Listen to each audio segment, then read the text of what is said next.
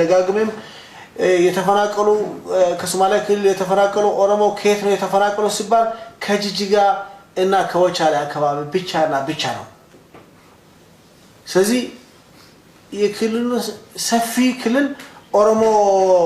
ጅጅጋ ብቻ ነው የሚኖረው ነው አይደለም ሁሉም ወረዳ ኦሮሞ ይኖራል ትምህርት ቤቶቻችን ትምህርት ቤት በብዛት ብዙ አስተማሪ የኦሮሞ አስተማሪ አለ ብዙ ኢንጂነሮች የኦሮሞ ተወላጆች ኢንጂነሮች የፕሮጀክቶቻችን እየሰሩ የሚገኙ ብዙ አለ አሁንም አሉ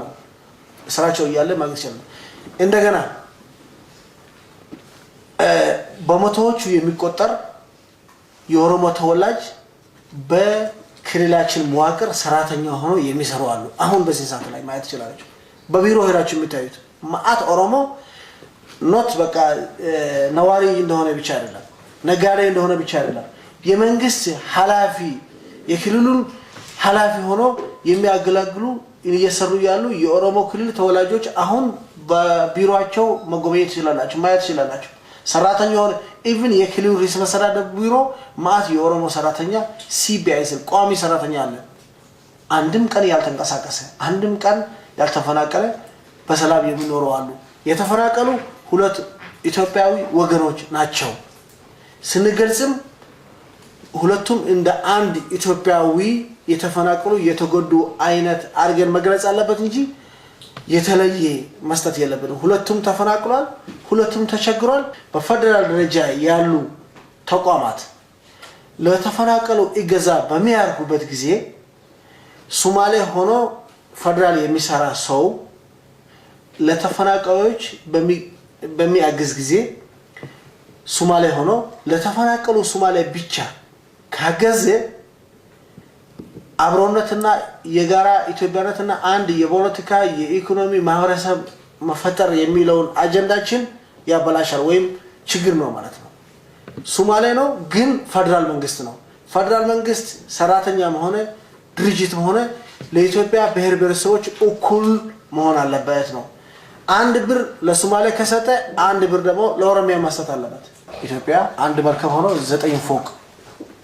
ባለ 9 ፎቅ መርከብ ናትና ለምሳሌ አንደኛ ሁለተኛ ሶስተኛ ደረጃ እስከ 9ኛ ፎቅ